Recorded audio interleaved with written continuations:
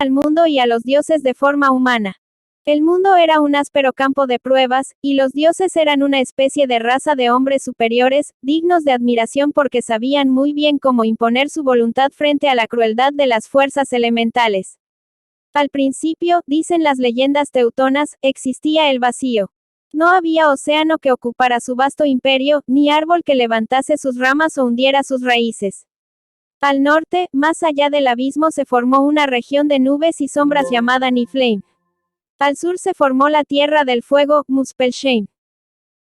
12 ríos de pura agua glacial transcurrían desde Niflheim hasta encontrarse con los correspondientes de Muspelheim, pero estos llevaban amargo veneno y pronto se solidificaron.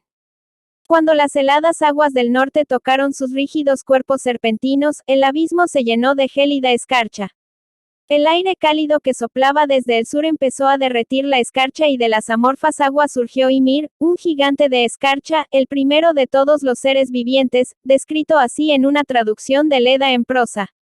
Y cuando el aliento del calor llegó hasta la escarcha, y ésta se derritió goteando, se apresuró la vida a partir de las seminales gotas, gracias a la fuerza que el calor enviaba y se convirtió en una forma humana.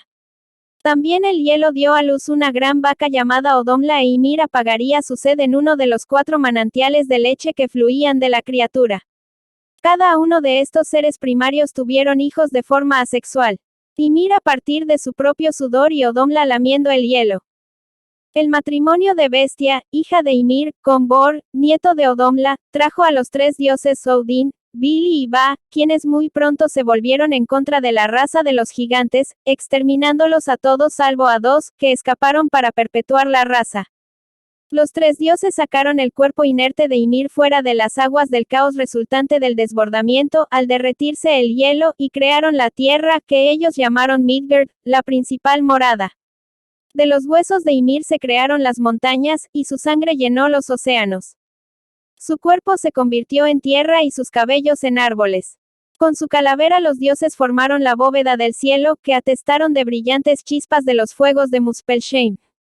Estas chispas son las estrellas y los planetas. Del suelo brotó Yggdrasil, el gran fresno, cuyas poderosas ramas separaban los cielos de la tierra y cuyo tronco constituía el eje del universo. De hecho, en algunas leyendas Yggdrasil es el mundo mismo. Nadie podría narrar su grandeza. Sus raíces se hincan en las profundidades, más allá de las raíces de las montañas y sus perennes hojas atrapan las estrellas fugaces según pasan. 11.3 son sus raíces. La primera llega hasta Niflheim, tierra de las sombras o infierno y toca la fuente Vergelmir de donde manan los 12 ríos de la región del norte. La segunda entra en la tierra de los gigantes helados y bebe de la fuente de Mimir, fuente de toda sabiduría.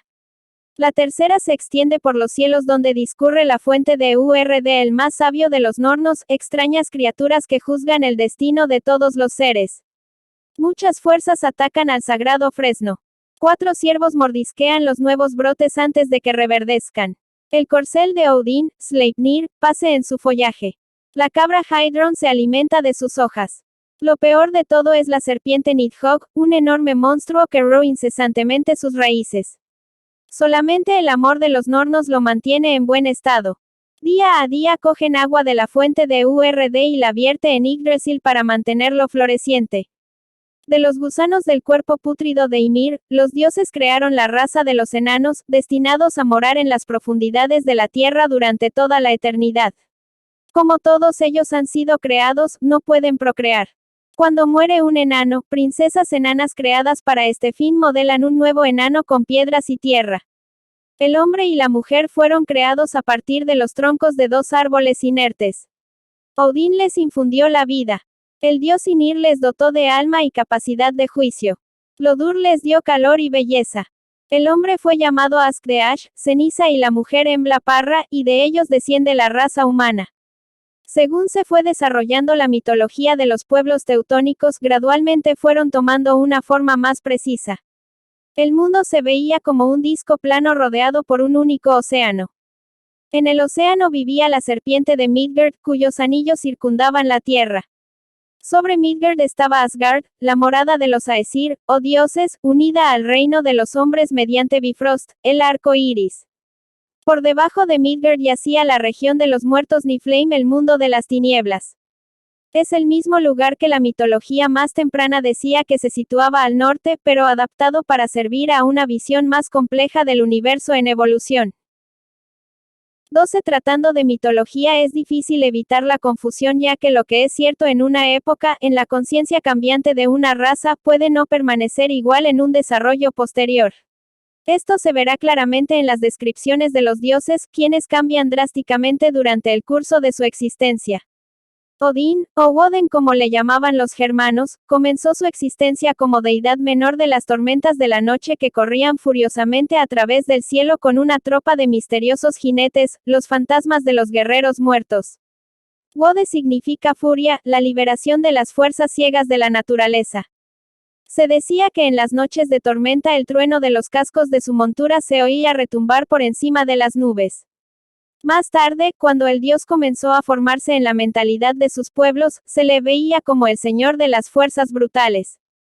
No se le consideraba por sí mismo una fuerza bruta. Gobernaba estas fuerzas salvajes a través de la habilidad de la magia y alcanzaba a ver la profundidad de todas las cosas secretas. No era un guerrero, pero dirigía el resultado de las batallas para sus propios fines, usando su Herjotur o ejército de grilletes, un hechizo que producía un miedo paralizante en las filas de sus enemigos. Por esta razón, le rendían culto los guerreros. También era bueno para la medicina y sanaba a enfermos y heridos.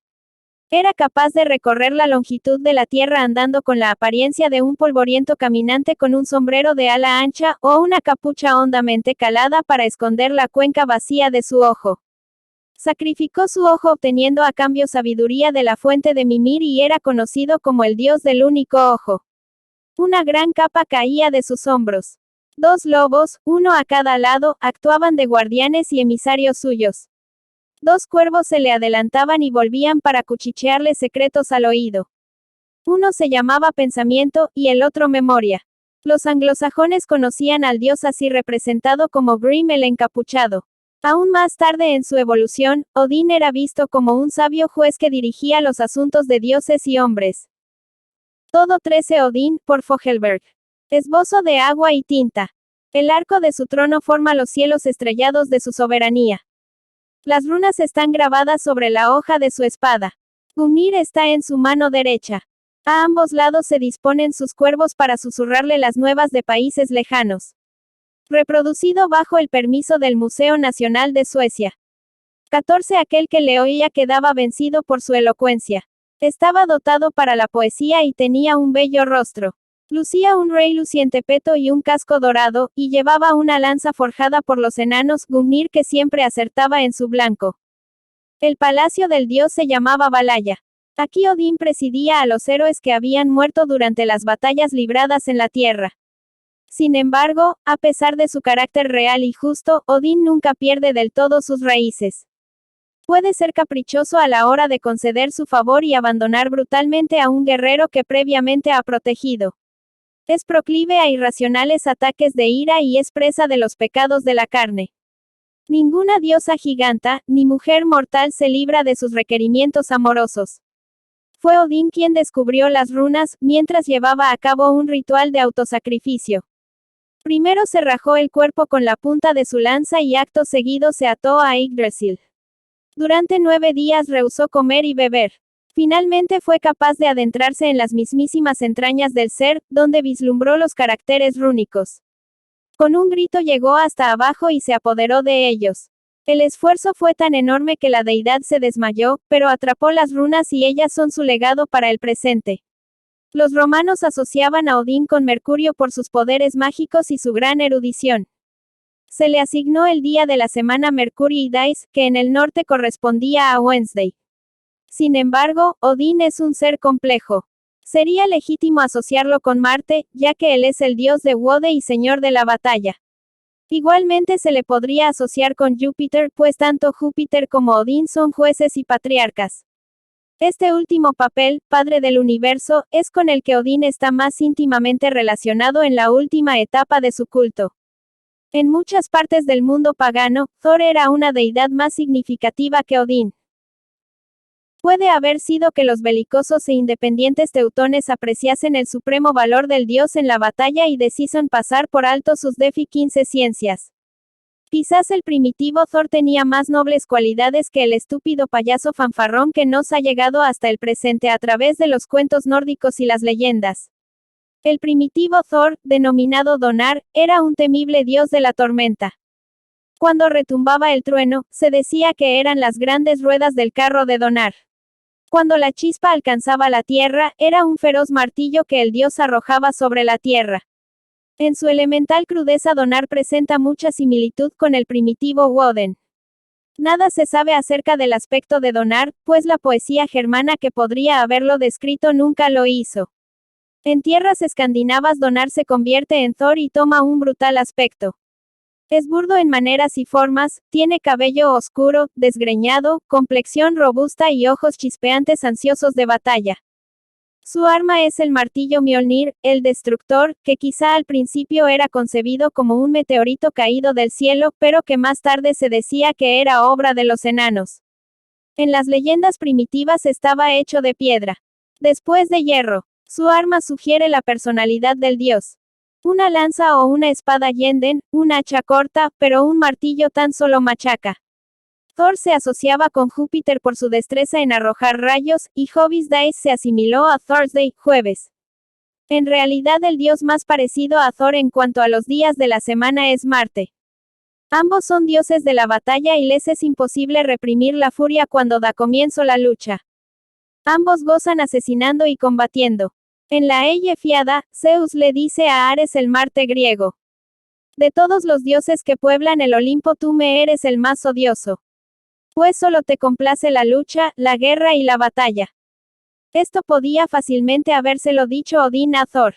En ocasiones, Odín muestra su desprecio por las brutales formas de Thor, así como por su torpe ingenio.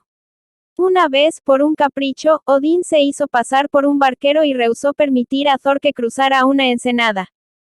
Paleto, dijo Odín, solamente eres un pobre vagabundo, un pedigüeño descalzo, un bandido y un ladrón de caballos. Mi barca no es para los hombres como tú. 16 Freyja buscando a su esposo por Blomer. Oleo sobre lienzo. Freyja está casada con un dios llamado Ode, que marcha en largos viajes. Derrama por él lágrimas de oro encarnado, y lo busca en un carro tirado por 2 gatos, y utiliza muchos nombres falsos. Se le llama Mardol, Horn, GFN, la que da y Sir Cerda. Se dice de ella que es fácilmente invocable, que le gusta la poesía y que concederá ayuda a todo aquel que se la pida en aventuras amorosas. Véase el cetro rúnico que lleva en la mano, en el cual el artista ha firmado su nombre. Reproducido bajo el permiso del Museo Nacional de Suecia. 17 El tercero de la gran triada de deidades guerreras masculinas es Tyr. Su culto fue eclipsado tempranamente por el de Odín y el de Thor. Como consecuencia se sabe poco sobre su principio o aspecto. Originariamente era una deidad judicial y de asuntos legales. Su lanza servía como emblema de autoridad judicial y presidía la cosa, la asamblea tribal donde se aplicaban las leyes. Se decía que era valeroso e ingenioso. Era Tyr quien a menudo decidía el resultado de las batallas mortales y por esta razón los guerreros invocaban su nombre. Ha llegado hasta nosotros una historia que nos permite hacernos una idea de su carácter. Decidieron los dioses encadenar al lobo gigante Fenrir y para ello ordenaron a los enanos que forjaran una cadena que no pudiera romper criatura humana. Engañaron después a Fenrir para que se pusiera la cadena como prueba de fuerza. Sospechando una trampa, el lobo consintió a condición de que uno de los dioses pusiera la mano en sus mandíbulas. Como los dioses sabían que Fenrir se enfurecería cuando descubriera que había sido engañado, ninguno se ofrecía voluntario hasta que Tyr se adelantó y puso con calma la mano derecha en la boca del lobo.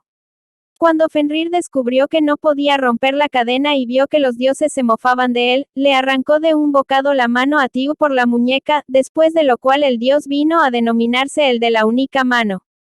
Los elementos más significativos de la historia son el valor de Tyr, su sentido de la responsabilidad y el que aceptara las condiciones puestas por el lobo.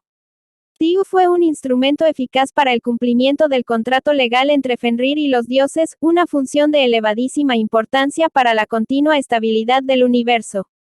Tyr fue asociado con el dios planetario Marte. Martis Days se convirtió en Tuesday, martes. Esta relación es solamente aceptable si se considera a Tyr como un dios menor de la guerra. Antes de su degeneración, Tyr estaba mucho más cercano al dios de la sabiduría. Mercurio. Ambos son depositarios de nobleza y prudencia. Ambos son instrumentos de un orden mayor.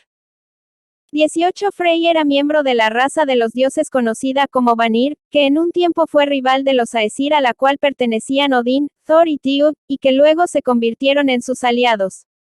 Originariamente debió haber sido un dios de la fertilidad, pero en la poesía nórdica se le ha humanizado y trivializado. Posee una espada mágica que corta el aire por impulso propio y un barco que viaja derecho hacia su destino en el momento que se iza la vela. Poco se sabe sobre su aspecto, pero a decir de todos, es noble y valiente. Frey significa señor. Su correspondiente femenino se llama Freyja, señora. Esencialmente ellos son los aspectos masculino y femenino del poder generador de la tierra, quizá los continuadores del primitivo par divino Nertusnjord. Los dioses no son tan numerosos como los dioses de la mitología teutónica. Lo que se menciona con más frecuencia es la esposa de Odín, Frigga, que significa la bien amada. Comparte con su esposo parte de su sabiduría pero no siempre está de acuerdo con él, nunca se ciñe a una forma de actuar consecuente. Si le toma cariño a un guerrero que Odín ha destinado a ir a la batalla, el resultado nunca es certero. En su forma primitiva Frigga era diosa de la fertilidad y el matrimonio. Se invocaba su nombre para que vinieran los niños. Como la mayoría de los dioses de la fertilidad es promiscua. Los romanos la identificaban con Venus y Venerius Dies se asimiló a Friday, viernes. A Frigga se la confunde en los mitos con Freyja por la similitud de los nombres. Mientras que Frigga es un Aesir, Freyja es un Vamir y un líder de las Valquirias. Sin embargo, la característica que Frigga y Freyja tienen la misma raíz en cuanto a la feminización de una deidad de la tierra. Actúan por motivos similares y están estrechamente relacionadas con Frey en todos los asuntos independientemente del sexo de cada uno. Una historia narrada acerca de Freyja podría irle perfectamente a Frigga también. Un día que Freyja visitó el taller de los enanos vio sobre una mesa una gargantilla de belleza incomparable y muy A19 vilmente labrada. La diosa, que adoraba los ornamentos por encima de todas las cosas, estaba dispuesta a ofrecer lo que fuera por poseer la gargantilla. Los enanos acordaron dársela solo a condición de pasarse una noche con cada uno de ellos. Freyja consintió inmediatamente. Cuando Odín se enteró del pacto, hizo que Loki le quitara a Freyja la gargantilla del cuello mientras dormía, y solo se la devolvió después de hacerle consentir en provocar una guerra entre dos reyes mortales. Una diosa mucho más solemne Northes, la personificación de la Madre Tierra, también llamada Herta o Irtha. Cuando se la pasaba por su isla sagrada en un carro velado todas las espadas permanecían envainadas.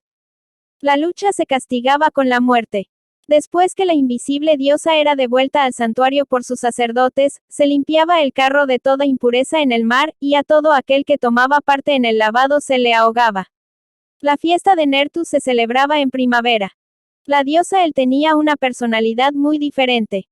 Gobierna Niflheim, el tenebroso mundo de los muertos donde moran extrañas bestias.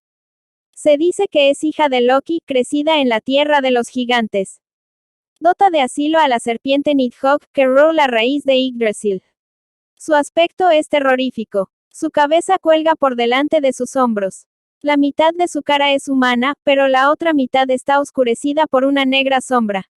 En su palacio es anfitriona de grandes fiestas de muertos. Loki es una importante deidad teutónica, pero difícil de clasificar.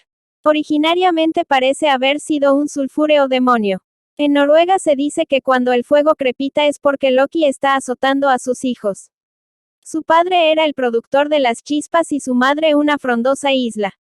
Con el tiempo Loki creció en importancia pero siempre ha sido poco definible. En algunas ocasiones ayudaba a los dioses. En otras ocasiones se le vio traicionar a sus amigos para su beneficio.